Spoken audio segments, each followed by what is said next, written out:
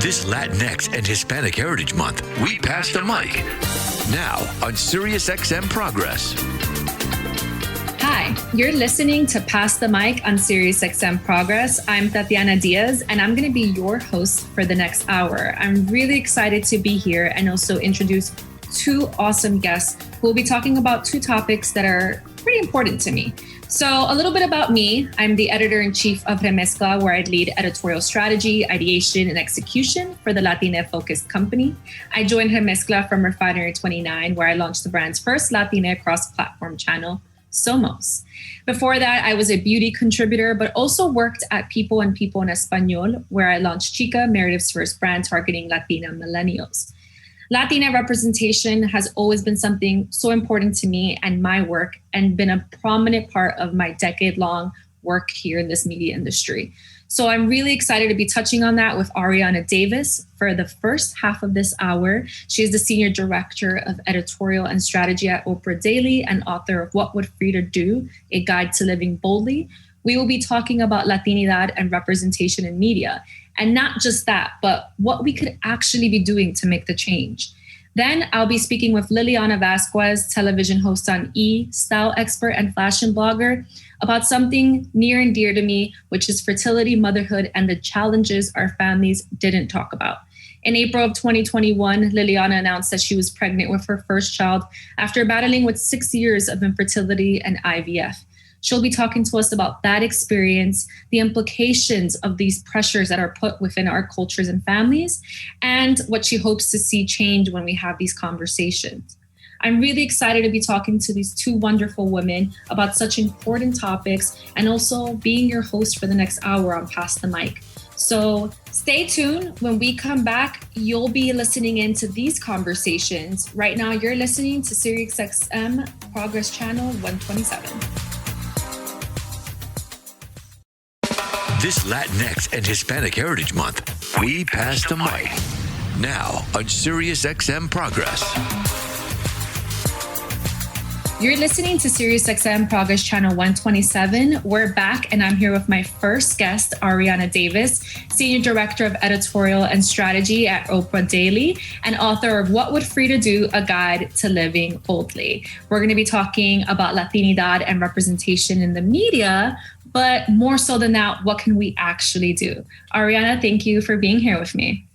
Thank you so much for having me. No, of course. So there's a lot of talk about representation in media. We've heard it all. And it's definitely a topic we hear a lot in Latinx representation, from the lack of talent nominated at the Emmys to the missed opportunities in castings.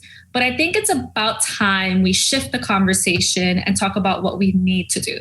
So let's get right into this chat. First things first, do you think enough is being done across industries to change all the statistics we've seen in the recent years?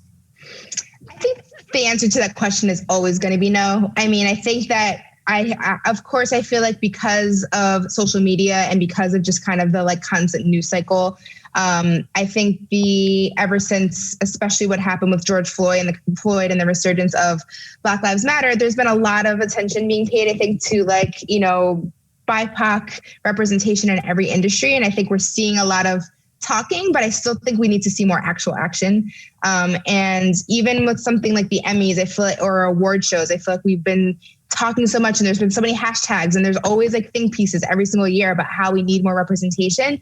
And then we watch these shows, and then there's always a morning after story that's no, Latinx people were, won or were nominated. And it's kind of the same cycles all over again. So I think there's certainly been progress across industries, but I do think that a lot of it still is talk and not the actual action to back it up. And we need more, I think, we need more infrastructure in all of these industries to actually bring more people in the door. I agree 100%. And, I feel like not enough is being done by our own, because the ones who have made it through the doors, whether in the writer's room, on the director's chair, or in the casting rooms, many are still amplifying the same talent or voices, I feel. I think we could be diversifying our talent a little bit more. I'd love to hear your thoughts on this.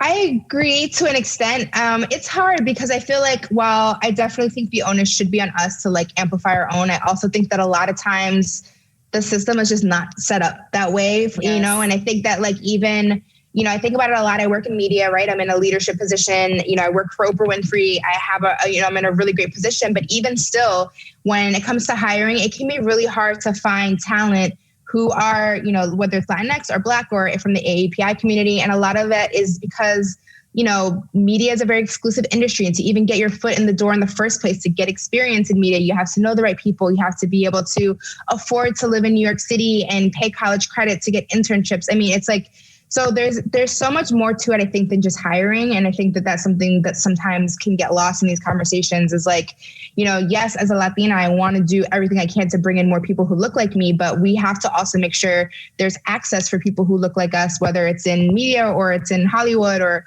whatever industry it is. So I think it's a combo where like, of course, I think we could be doing more, but I also think like the system needs to change in order for that to even be an option. Yeah. I love that you hit on that because I think it's so much more nuanced than people want to perceive it to be. It's just, there's so much more layers that add to it. And it's not, while we could be doing better for our own, as I feel, there's also, as you mentioned, the system. And is it going to allow us to do that? So I feel you 100%. And I think that that's something that definitely we should be looking at. And there's also the part of handling our stories responsibly.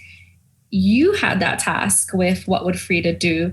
How did you go about paying homage to not only an icon, but the culture behind your responsibility? Because I think that's a conversation that a lot of people are having when we think about nuances, being that, let's say somebody covering a different culture within Latinidad, how do they respectfully do that?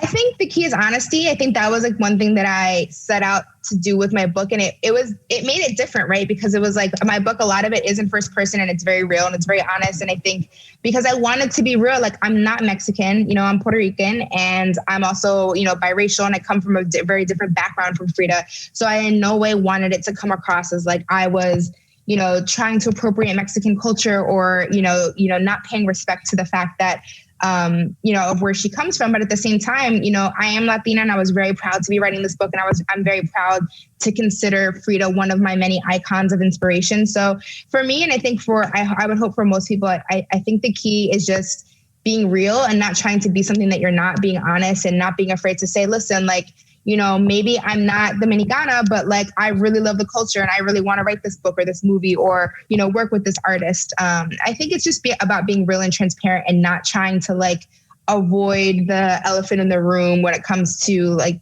talking about or dealing with cultures that are maybe a little bit different than yours. Yeah. And for those listening, you're listening to SiriusXM Progress Channel 127, and I'm here chatting with Ariana Davis. You just hit on your book. I'd love to hear, for the audience who has not heard about your book or read your book, what is your book about? Yeah. So What Would Frida Do is a guide to living boldly. I like to call it like part self-help, part self-help, part biography. So it is for anyone who doesn't really know the story about Frida, maybe knows her image or is like only a little bit familiar with her, especially for the new generation. I feel like that's always posting about her on Instagram or on Pinterest, or it tells her story for anyone who's not familiar, but also because there has been so many books and the movies starring Salma Hayek, a lot has been done about Frida. So I wanted to give it my own twist and also just share as somebody who was obsessed with Frida for so long, some of the lessons that I've learned as someone who studied her life and her work, and how she, just like many other Latina women, can show us by example how to live life just like a little bit more boldly and a little bit more fiercely. Yeah. And then I saw on your Instagram that you traveled to Mexico City. You did a lot of research. You kind of immersed yourself in the culture, in Frida's, basically where she grew up. I think that, you hit it on how you handled it responsibly. And it shows that doing the work is ultimately more rewarding. And I think people forget that learning is crucial to doing better. When was that aha moment for you as an author or a media professional in which you realized this? I think, honestly, it sounds cliche, but I think working for Oprah's all about authenticity. Oprah's all about, embracing who you are. And she's all about, alignment and listening to the whispers that life tells you. And I feel like she's always been about embracing who you are. And anytime I've ever felt like I was trying to be something that I wasn't, or that I was trying to be someone who I wasn't, I felt like the alignment was off, or I felt like it wasn't right. And I think that was a lesson that I really learned from both working with her, but also just reading so much of her words through the years as, working for her brand is just, I think anytime you're not being your most authentic self. And I think that applies to culture, right? Like if you're someone who, really respects Black culture, really respects, Latinidad, but you just don't know how to go about doing that. I think honesty and just really being real. And like you said, doing the work, I think doing the work to learn and to be honest about the fact that like maybe you were raised where your family wasn't the most inclusive, but like you really want to learn. Just be real about that and be honest. I think that's really the key.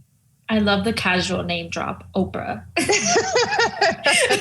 Casual, right? Just a casual. I learned from Oprah. There's never a way to do it in a casual way. It's just like, you gotta just, it just is what it is. Yeah, no, I love it. I'm like, I wish I could say that. What's my biggest lesson learned? Oh, when Oprah told me. I think being honest is so true. And I think some people get so ashamed of like how they grew up or the households they grew up with or certain parts of their culture that they choose to ignore it. I know myself, I would say that it was a certain point in my life where I grew up in a bubble, right? I thought Latinidad, everybody was the same, our stories or experiences. I didn't realize how multi-layered, how multifaceted, growing up in New York, you kind of just grow up all together as like New York Latinos, everybody in the Bronx, everybody in Queens. And there's just so much more to us from different states and cultures, indigenous and languages. And it's been amazing to step out of that bubble. But I always have to be honest with myself that I wasn't always there. And I didn't realize that until I started to listen. I don't know if you feel the same, like. Yeah, I think, my story is I grew up in the suburbs of Maryland, which subtitle means mostly white. Most of my classmates were white. And, my dad is Black as an African-American and my mom is Puerto Rican. So, and my mom is like, looks white, blonde lady, Puerto Rican. So like, growing up, from as young as I can remember, identity was always a thing because I always felt like other. And I always, felt like I was always not Black enough or not Latina enough. And so that was something that I struggled with a lot growing up and I have over the years and even just fitting in with the Latinx community, especially given that like my Spanish isn't that great. So like there's so many layers to it. But I think one of the things that I feel like has helped me and I think is a really great thing for our community is like social media. And like, there's so many great brands out there that are doing a lot of good content that just reminds you like, you're not alone. Like, no, all Latinos don't speak Spanish. Not all, Latinos are from New York. There's like, so many other places and so many other experiences. And even the conversations we're having around race and like the intersectionality of like being Black in, the Latinx community. I think that so much, that's like one positive, I think, of social media and the digital age is that like a lot of those conversations about the layers and the nuances of our community are finally happening. Yes. And I'm so happy you hit on that because I've been seeing just how rewarding it is to be specific, to allow for us to be nuanced.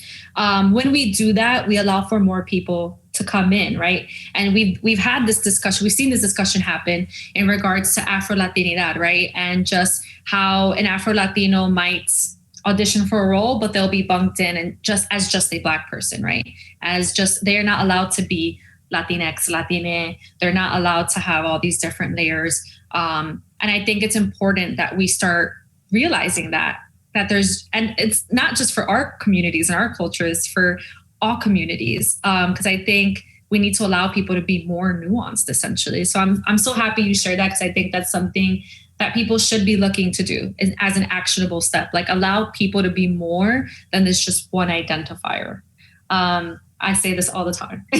Yeah, I'm so with you. And I always say like my new thing lately, it's like super corny, but I really do feel like identity, like it's an I, right? Like identity is personal. And I think that like how you personally identify and like, what you consider yourself. Like, I think we also have to be respectful of that. There's so much conversation about like Latinx, Latine, Latino, like what's like, what is it? What do you want to be called? Or like, what labels do you want to embrace? And to me, it's like, it's all semantics. It's all labels. It's all words. I think what's really more important is like, what's happening in our community. Are we like uplifting each other? Are we having the right conversations versus like, what labels are we using? Or like, what should I call you? Or I think it's just all about being respectful and about also just really making sure that like what needs to be happening and evolving in our community is actually happening.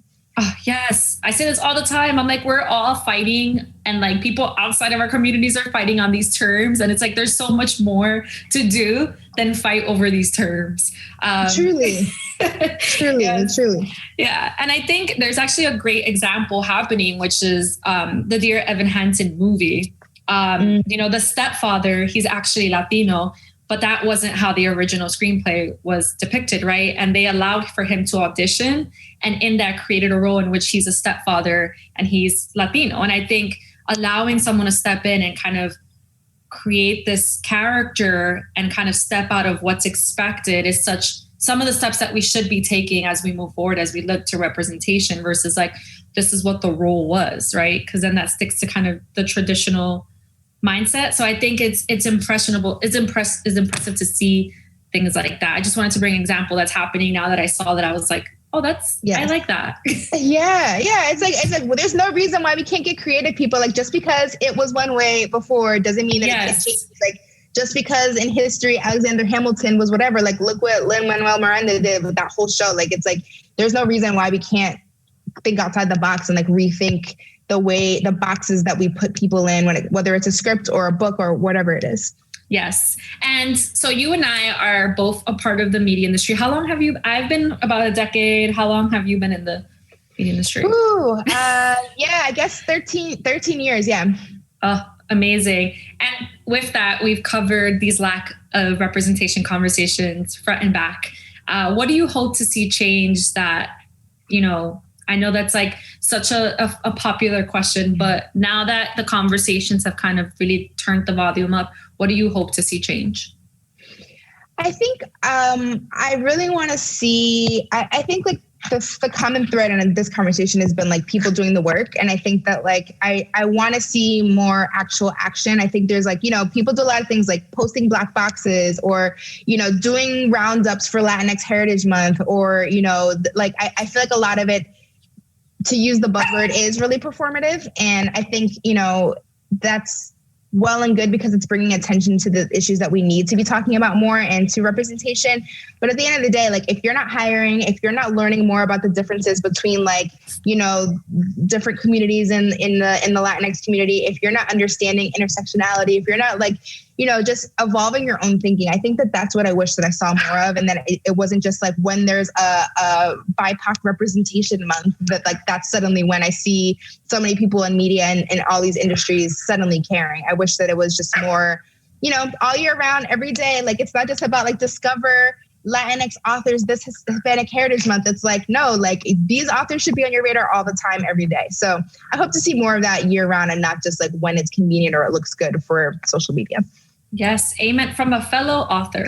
And I love that your puppy is agreeing with you in the background. Yeah, I'm literally playing with him with one hand because he's a pandemic puppy to the fullest. No, but he's like barking like, I agree. He's like, yes, mom, yes. No, so what we've taken from this conversation is essentially do the work. Listen, allow people to be layered. Let's get creative with how we are, covering these communities, but also just looking beyond Latinx, Hispanic, whatever you call this month, Heritage Month, looking beyond just a month and looking to cover these communities authentically year round, but actually doing actionable steps versus just having these same conversations year round. Like, what are we actually doing? Are we looking, instead of saying representation is that at this award show, are we amplifying the voices of writers, directors, casting crews? Are we amplifying authors like Ariana year round versus just for 1 month? So yeah, before we go, Ariana, I definitely want you to share with us, where can we get your book? Where can we support your work? Tell us everything. Yeah, so my book is available wherever you get your books, Amazon, Barnes & Noble. If you want to support an independent bookstore, you can go to bookshop.org to find one near you. And my day job at Oprah Daily, I'm the senior director of editorial there. So you can check us out at oprahdaily.com to see what we're cooking up every day. Awesome. Well, thank you so much, Ariana, for joining me on this very important conversation. I could go on and on with you, but we'll just have to. This is so fun. I know. So thank you so much. You're all listening to Pass the Mic on SiriusXM Progress. I'm Thatiana Diaz. And when we come back, I'll be talking with Lilliana Vazquez, and we'll be talking about fertility, motherhood, and the challenges our family didn't talk about.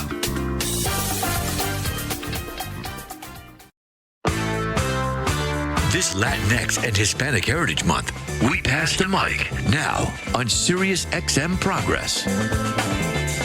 Welcome back to Pass the Mic. We're on SiriusXM Progress 127. I'm so excited to welcome my second guest, Lilliana Vazquez, television host on E!, style expert, and fashion blogger.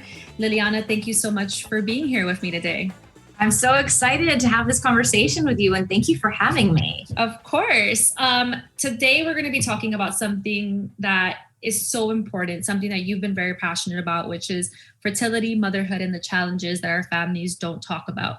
You know, in April of 2021, I saw what you came out with your own story. You announced that you were pregnant with your first child after battling with 6 years of infertility and IVF.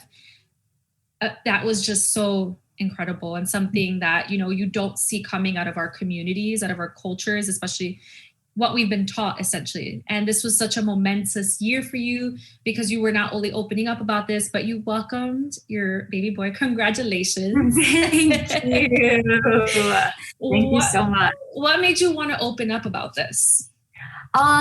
You know, I'm so happy that you brought up, you know, our culture and our community, because I do think that so many of the reasons that I kept my journey private for so long is because of some of the lack of transparency that exists in the Latinx community, specifically as it relates to not just infertility, but reproductive health as a category.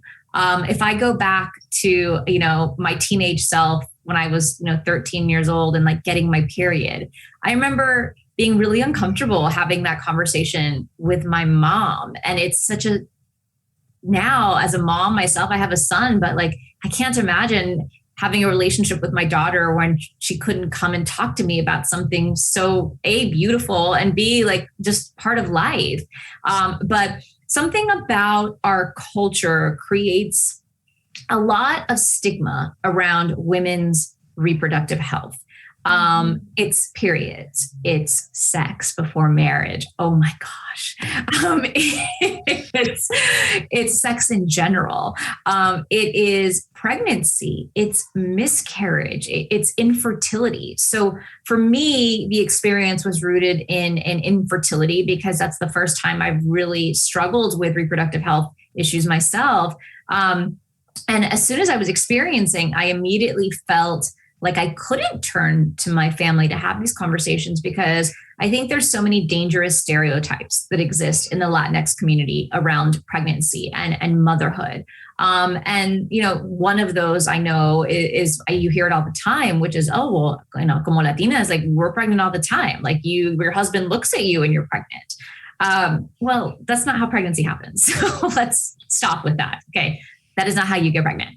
But, you know, that to me is a very dangerous stereotype because that's actually not true.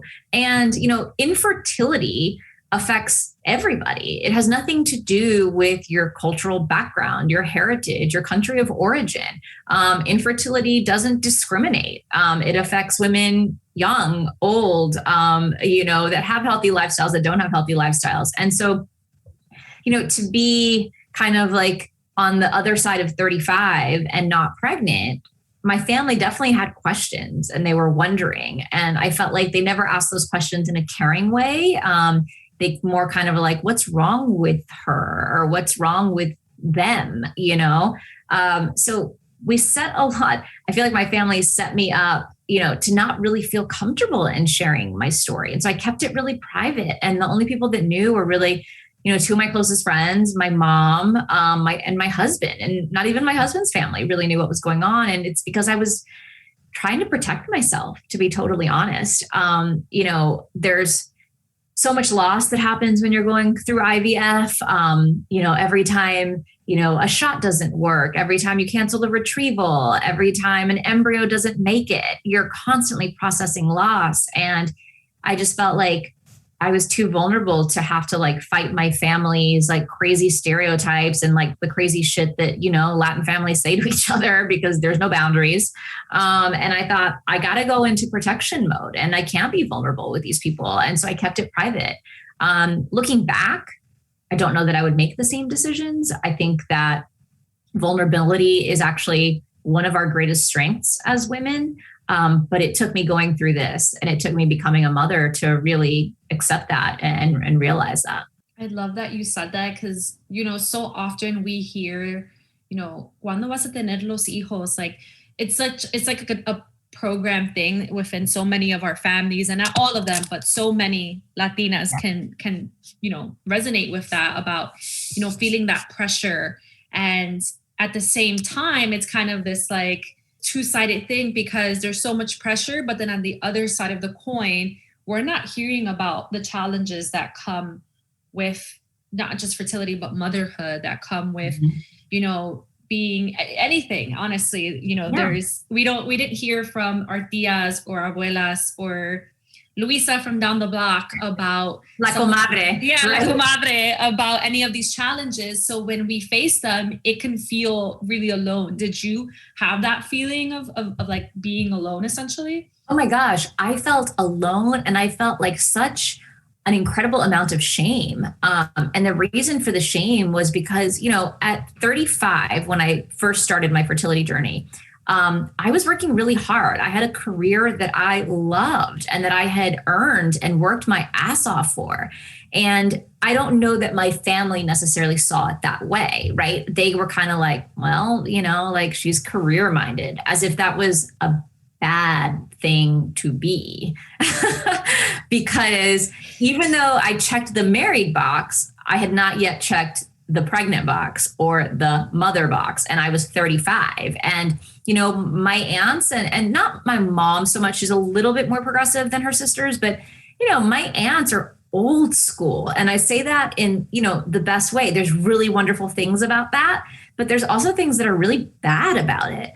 And making our daughters and our, and our nieces and our women feel ashamed for not prioritizing pregnancy or family before themselves or their careers is not something that you should shame anybody for. You should encourage people to find what makes them happy, do the things that they love. And I always say, our mom's generation or my mom's generation was a generation that didn't get to have that privilege, right? Like they were doing what they needed to do to survive. They were in survival mode. So they didn't have that privilege and that luxury. Well, I do, and I'm going to take advantage of it. And aside from taking advantage of it, I'm not going to feel guilty about it. Despite what you say about me, despite what you might say behind my back, I'm really not going to feel guilty about it because that is why you worked so hard. Isn't that the goal, that like each generation gets better and stronger and more like true to who they are? And that's what I thought I was doing. But then I would go home and people would whisper, and give me looks because here I was living in New York. By the way, the fact that I lived away from home in itself was like, well, what kind of daughter are you to leave your family? I remember when my grandmother passed away, and I was, kind of put in charge of all of the difficult stuff, right? I'm probably the most English speaking of my family. English is my second language, but at the same time, I'm the most, I think, like I have the best communication skills. I work in television. So they kind of were like, you handle it.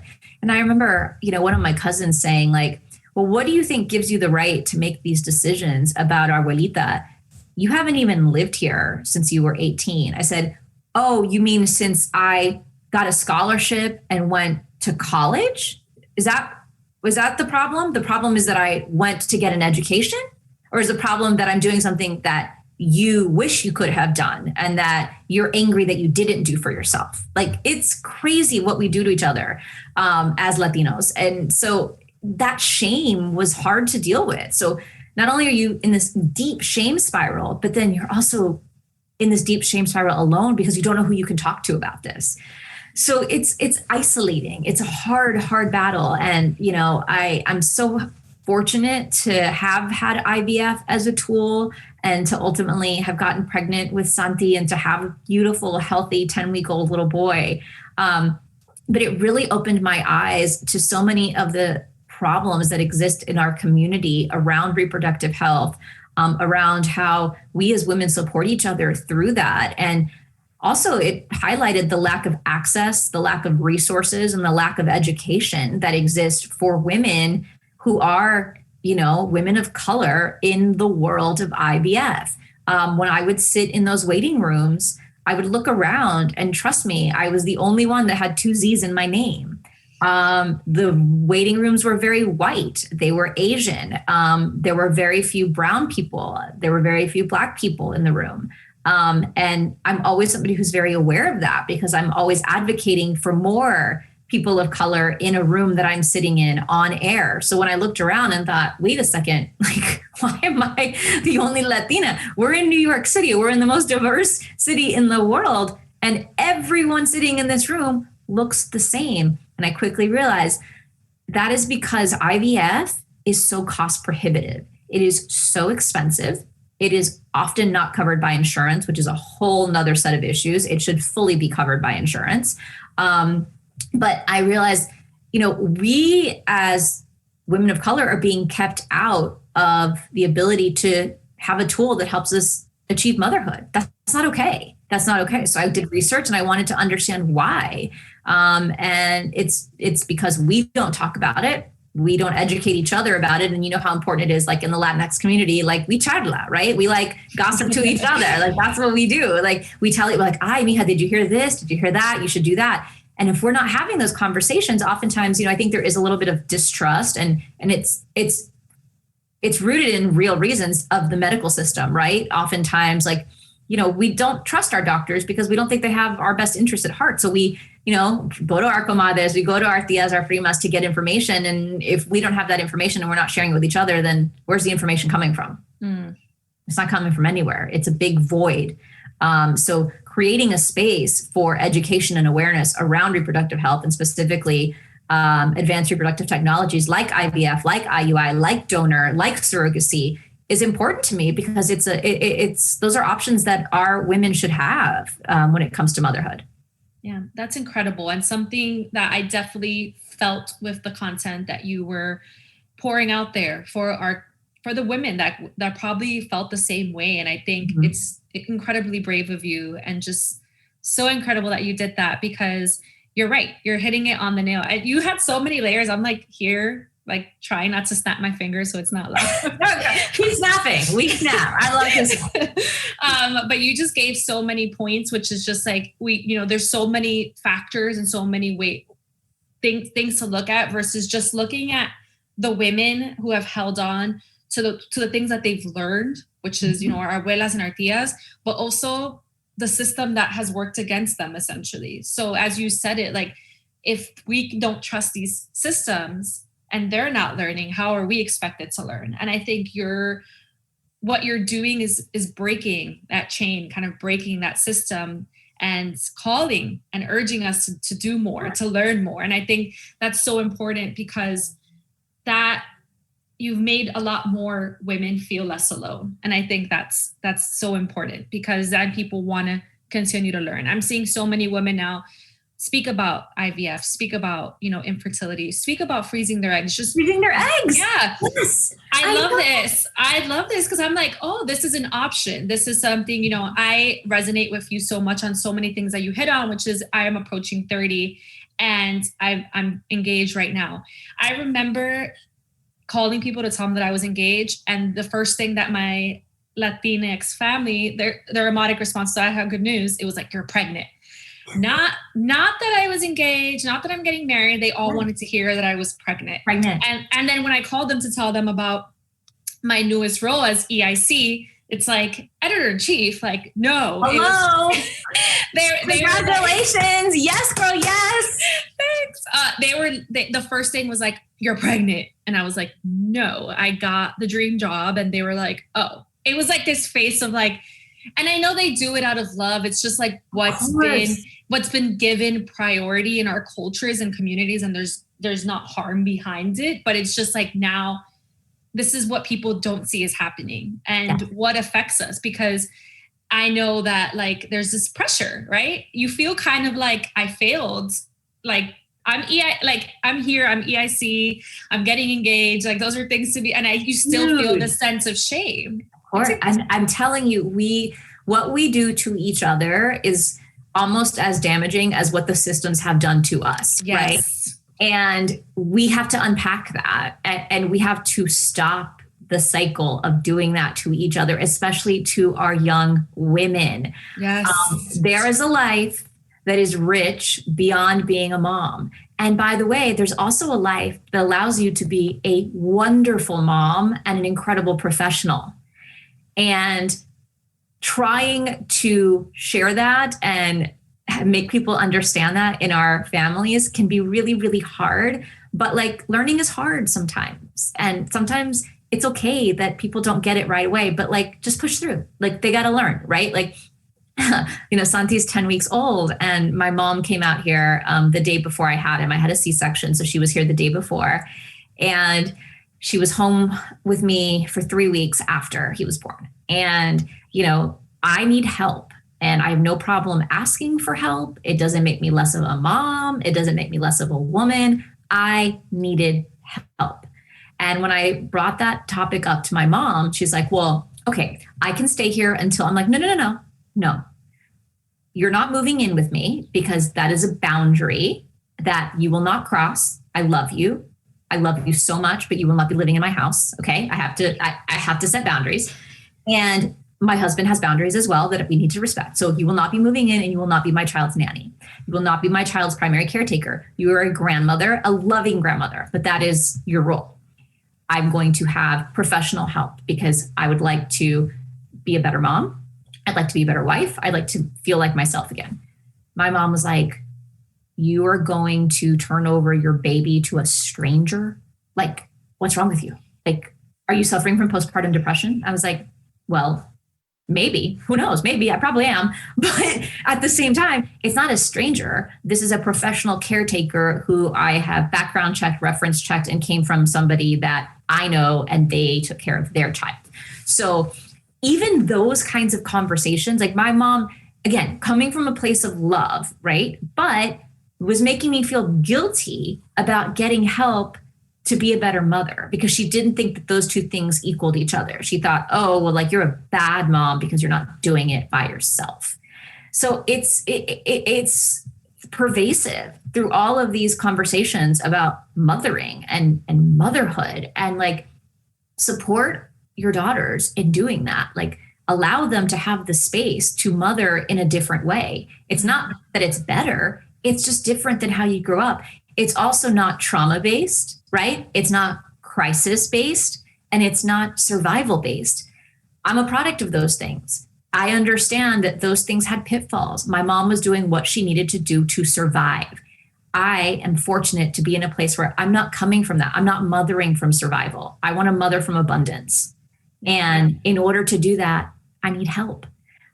So think about that, because we're punishing our daughters for having careers, and not that we mean to. It's like I said, it's those whispers that come out. It's those little like passive aggressive moments where you're like, "Did you just say that to me?" It's because it's the way things have always been done, and women like you are changing the script. And like I said, people don't like change. People don't like to learn. But sorry. We're evolving, we're getting better. And in that growth, we're getting stronger. We're finding our power. Like this is important for us to do as a community. Like, why do we not support each other in that? Yes. Oh my God. Can we take like that one line that you said, I want to be a mother of abundance, not a mother of survival. Yeah. I need that like framed. It's the truth but you have to, so much of the work that I've done on myself has been with a maternal wellness therapist. So I have a therapist that I see for like life shit, like work, my crazy husband, my crazy self. Like, and that's my therapist, right? That I go to. I unload on her, all that stuff. But when I was entering my second trimester, I was depressed. And I thought, how can I be living through what is supposed to be the most joyful time in my life under like a constant cloud? Not only that, every day I would wake up, I would say, is today the last day that I'm going to be pregnant? And I was like, something is wrong. I have to fix this. I need tools. I need to understand what is going on. And so I asked my OBGYN for a therapist that specialized in pregnancy, moms to be, and postpartum. And Dr. Salick, who's my doctor, has been the most important, besides my husband, the most important person in this journey that I'm on. And she has helped me to really unpack a lot of what happened to me growing up and how my mother chose to mother. And not that she chose it, it was the only way she could. Because what happens when you become a mom is all of a sudden you have these vivid memories of how your mom mothered, things that you hadn't even thought about. Like your brain just goes into a different place. And even, things that my mom would say to me when I was breastfeeding Santi, or why I didn't have socks on him, like all of these old school things, like why he wasn't always wrapped up like a tamale in 10 cobijas. Like, I was like, and I said to my doctor, what is going on? She's like, you have to understand, like, from what you've told me, like the way your mom mothered was pure survival. Like she had to do that. And like, you have to like give her grace for that, right? You can't hold it against her. It wasn't like she was trying to punish you or trying to do bad things. That's just the only way she could survive. But you're different. And like, you're not going to have to do that. Like you come from abundance, and like, remember that, and you've earned that, and like relish that, because that's going to produce like a healthy, loving, beautiful child. And like, she did that work and she went through that trauma so that you don't have to. And it's true. We don't have to. It stops with me. It stops right here. Well, thank you for sharing that. I love that. I think that's you're like hitting home in so many places for me. But for those that are tuning in, you're listening to SiriusXM Progress Channel 127. I'm here with Lilliana Vazquez, and we're reaching the near end of our conversation. And I wanted to ask you, how did you eventually fight those pressures, that noise? How did you find the way to combat the noise, essentially? Well, I think number one is having a professional help, right? I think that therapy is something also that sometimes is taboo in our culture. We kind of like look at it like, oh, is everything okay? Everything doesn't have to be okay all the time. No, it's not. Sometimes the answer is it's not okay, and that's okay. That's perfectly fine. So I think being my own mental health advocate is really important, and prioritizing the time that I spend working on that. I have to spend time. It's a non-negotiable for me. In the same way that like physical activity is a non-negotiable for me. I have to work out. It makes me feel good. Taking care of my mental health is just as important. Communicating that need and that priority to the people that love you and the people that are around you is really important as well. And the one word that I think all Latina daughters are scared of: boundaries. Boundaries. Okay. Yes. Amen. I am a work in progress. I have good weeks and I have bad weeks. But it is important to understand what your boundaries are around your parents, around your siblings, around the people in your life, but especially our mothers. They play such a huge role and dominant role in who we are and how we're shaped and how we're formed. But you have to set healthy boundaries around that relationship. And it's hard. And there's times when I like go hide in the corner and don't want to do it. But I know that when I do it, it not only helps me, but it also creates growth in my mom. So I do it for myself, but I also know that there's progress that she's making in that. And I see that. So boundaries, people, just set them. It's hard. And like I said, it doesn't happen overnight. It took me years of working with the right therapist to be able to even say something to my mom about her behavior. Normally I would just kind of let it go, but it's damaging, and I'm not like there to like take abuse, So just know that when you are setting boundaries, like it's about loving yourself. It's not about making somebody else feel bad. And understanding the difference in that was really important for me. That's incredible. And I love that you hit on it's okay to not be okay. Because I think Latina women, we've seen the strength in our mothers and our grandmothers and how they've had to hold it together. My mother was a single mother, and I had to watch her basically hold herself up for so long. And she wasn't allowed to talk about, it's kind of like this code, like, don't talk about your problems. Don't talk about it. And don't cry. And don't cry. Don't cry. Don't let anyone see you cry. And I think that hurt her, and even her children, me and my brother. I think it hurt us more to see her absolutely hold up that strength versus like let it out. Down. Yeah, so, because then that experience becomes so scary for a child. I remember, I was probably, 15 years old before I ever saw my mom cry. And I was like, I remember that. It was traumatic because in 15 years, I had never seen my mom shed a tear, not once. Yes. And now, like, I cry with Santi all the time. So I'm like, you need to know that you just broke me down. And that's okay. That's okay. We're going to cry together. You're going to be crying. I'm going to be crying. We're all going to be crying. We're going to be in our feelings, just like Drake. And that is okay because all of those feelings are valid. But you're so right. You know, I think our moms are so strong and there is so much beauty in that. And there's so much resilience and that teaches us to work so hard and like push through. But there's also strength in vulnerability. Mm-hmm. And like I said, vulnerability is not something that I've really learned until I started on my IVF journey because it had never been modeled for me. And for our children, that is how they learn. How we model emotion and how we model things like vulnerability for them is how they learn to do it for themselves. If they don't see that in you, if they don't see you doing it, it's really difficult for them to do it for themselves. And so, you know, I applaud our moms for surviving. I applaud our moms for being our rocks and the core and holding shit together when it was like falling apart 10 different ways. They are incredible, resilient human beings. And I am so grateful to be the daughter of a Latina and a strong one at that.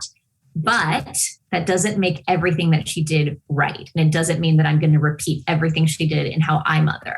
I'm going to learn from that and be better. And that's something that she should be really, really proud of.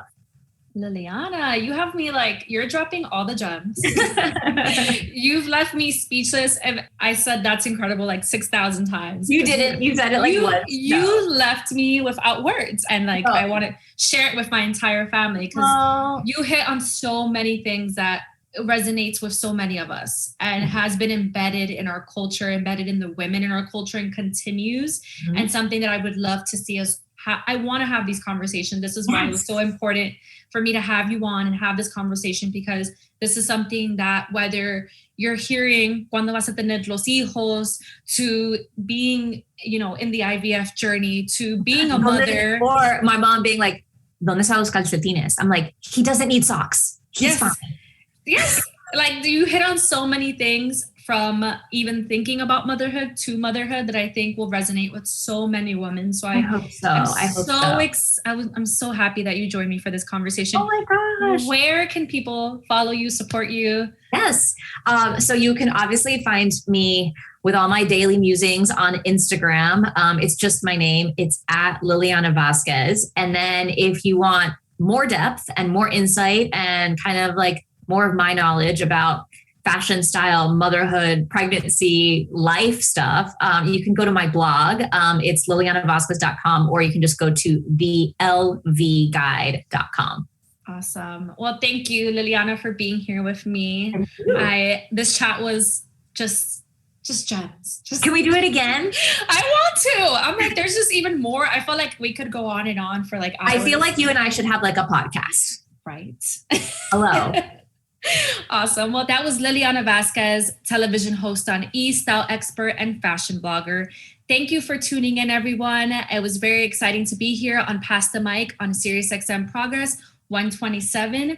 I am Thatiana Diaz, and you can follow me on Instagram at Thatiana.Diaz. Don't forget the HTHATIANA Diaz, DIAZ. And you can follow me under the same name on Twitter. Look forward to you all following me, continuing these conversations, and in celebrating Latinx Heritage Month.